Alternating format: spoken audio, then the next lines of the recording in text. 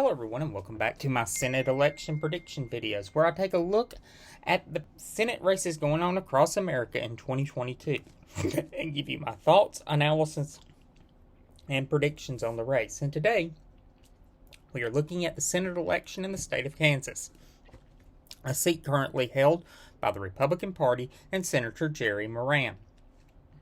Senator Moran is in his second term. In 2016, Moran's margin of victory was 29%. In 2016, Donald Trump's margin of victory in the state of Kansas was 20%. In 2020, his margin of victory in the state of Kansas was 14%. So it decreased almost 5% in the state. The two nominees are Mark Holland, the Democratic nominee.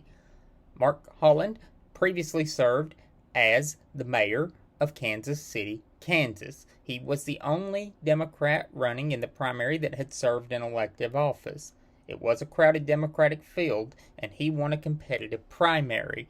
Mr. Holland also, of course, benefited from the large turnout in the Democratic primary.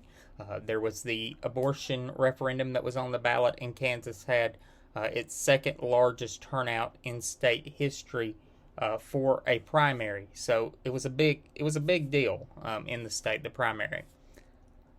The Republican nominee, of course, is the incumbent Senator Moran. Senator Moran easily won the Republican nomination, although he did face some gadfly, perennial candidate opposition. Prior to serving in the Senate, Senator Moran served 7 terms in the House, representing the Big First, which is a district that encompasses most of western and northern Kansas. It's a very large district, spans almost basically the entire state of Kansas, and is a launching pad to the United States Senate. Pat Roberts served in that seat, and Bob Dole served in the seat, and the current junior senator from Kansas, Bob Marshall, also served in that seat. So it is a launching pad to the Senate just because of its large size and vast amount of Republican votes. It's one of the most Republican districts in the country.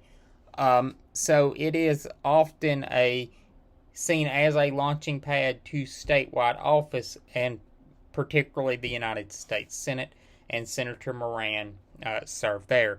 He has served, of course, since 2011 in the United States Senate and has been a consistent vote for the Republican leadership.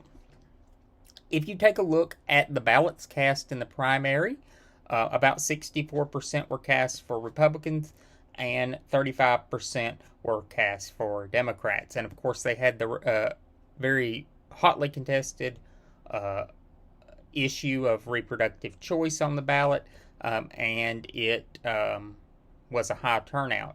But Kansas is still a Republican state. And here's my prediction on this. Look, it is going to be a very easy win for Senator Moran. This is not going to be particularly close, and it'll be a hold for the Republican Party.